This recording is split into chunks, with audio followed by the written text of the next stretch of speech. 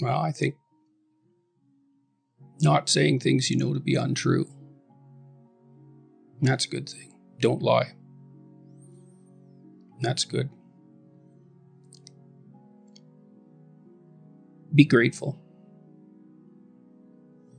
And then try to work for the best in yourself and other people. And maybe even broader than that. Try to work for the best, despite your cynicism and resentment. I suppose that's a form of gratitude as well. That's what love means, fundamentally, is working for the best of things.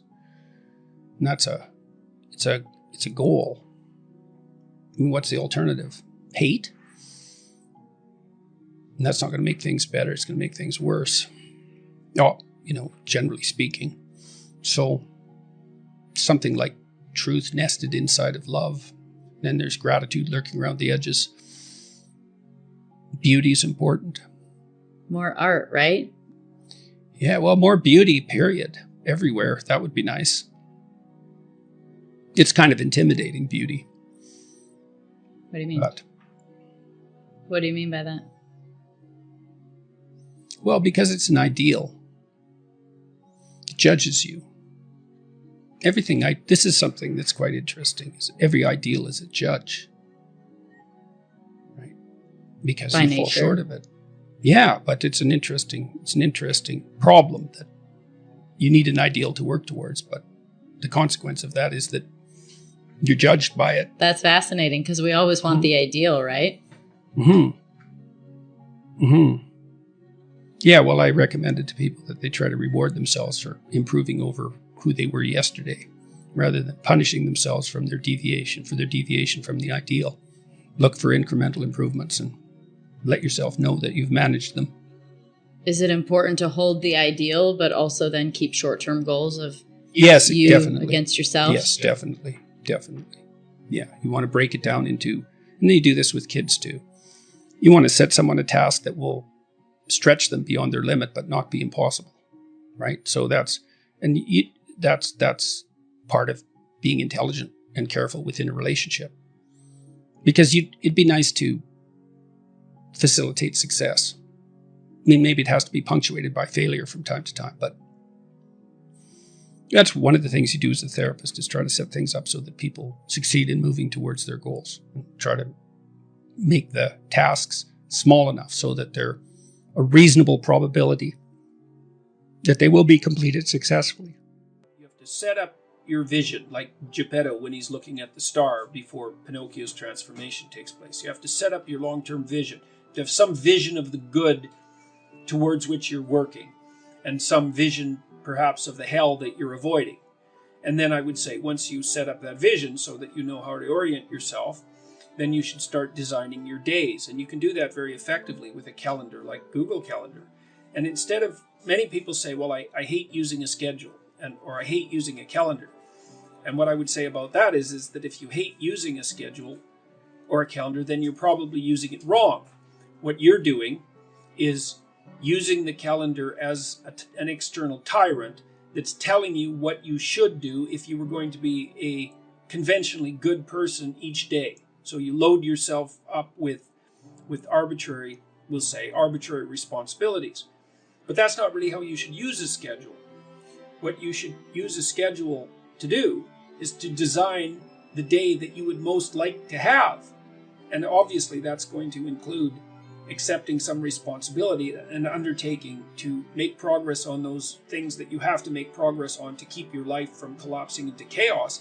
But it should also mean that you schedule in activities that make you actually want to have that day.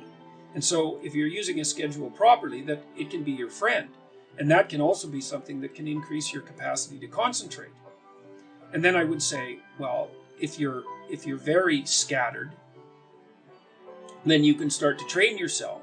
You might say, well, I need to learn to read without distraction. So maybe what you do, you say, okay, well, for the next week, I'm going to read 10 minutes a day, and I'm going to try to limit the distractions. And if you're successful at that, then you could try 12 minutes a day. And if you're successful at that, you could try 15 minutes a day. And the trick is to set a goal for yourself that is slightly beyond your current level of performance, enough to be challenging, enough to be worthwhile if you accomplish, but not so difficult that you're likely to fail. I plan my day obsessively. My calendar is always absolutely full and often weeks in advance. And I plan in the morning, especially when I'm on top of things. And I plan each hour, and I probably plan each minute. And yes, it leads to way higher productivity. You decide what your goals are going to be. You place them in the calendar. Use the calendar as your friend, because what you want to do with the calendar is design a day that you want to have, or a day that would be good for you. And a day that would be good for you is one that you're when you end the day, you feel that you've moved yourself ahead towards your valued goals, and that you've kept chaos under control. And that enables you to sleep soundly and with a good conscience, and to know that the next day is going to be at least not worse than that day. Planning is unbelievably useful. You need to figure out what it is that you're aiming at and why, and then you need to figure out how you're going to break that down over the months and the weeks and the days. But I would approach your calendar like it's your best friend. You think, okay, I'm going to design a week, man, that I really want to have. And that means you can schedule in leisure and all the things that you want to do, which you absolutely should do. Learning to plan is unbelievably useful, to schedule your time, because that's your life, but schedule the life you want. That means you have to schedule your responsibilities obviously, because responsibilities are those things that ruin your life if you don't fulfill them. Learn to use a calendar, like Google Calendar. Many of you out there do not use a calendar. Okay, a calendar is not a prison, and it's not a tyrant.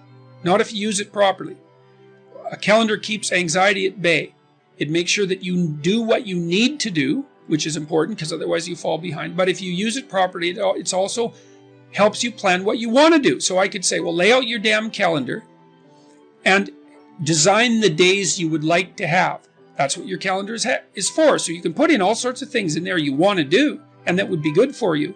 And that's a really good way to start being more industrious. Make a plan. You need a plan for 3 years. You need a plan for the next year. You need a plan for the next 6 months. You need a plan for the next 3 months. You need a plan for the week. You need a plan for the day. You need a plan for the hour. All of that. I make lists constantly of what I have to do. And they're like daily, weekly, monthly, yearly.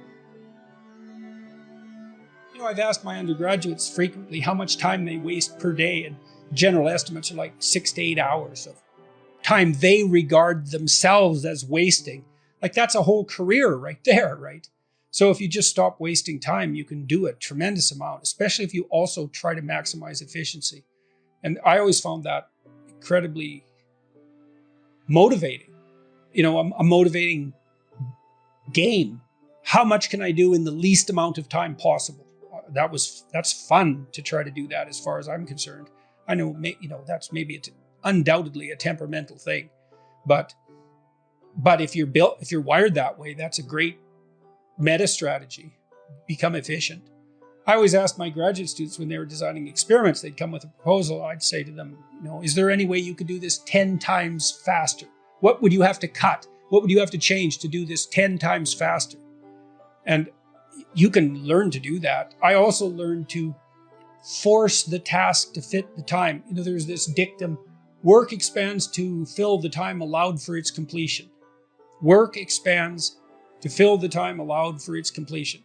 Well, there's a corollary to that, which is work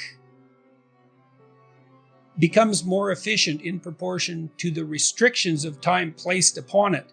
So if you say, well, this could take me 2 weeks, but I'm going to do the best job I could in 1 day, you'd be amazed. You can get 90% of the way, or 95% of the way, or sometimes even farther in that day. So that's another way of becoming efficient. If you only have 10 minutes to do something that should maybe take you 2 hours, maybe you can figure out how to do it in 10 minutes. You can get dreadfully efficient. So that's very much worthwhile, in my estimation. If you want to do a lot of things, what else are you going to do? Rather than become efficient, if you want to do many things, you don't have much choice. But I found it extremely entertaining to try to do that. What you can do is make people more courageous. That's different. So even if you're treating people who are phobic, like agoraphobic, it isn't obvious that you make them less phobic. What is obvious is that you make them more courageous. So if you're treating someone who's agoraphobic and they won't go on an elevator, so they're afraid of an elevator, and you slowly expose them to the elevator, negotiating that, and they get to the point where they can get on the elevator, they're not really less afraid of death than they were. They're more confident of their ability to prevail in the face of adversity. And that you can teach that.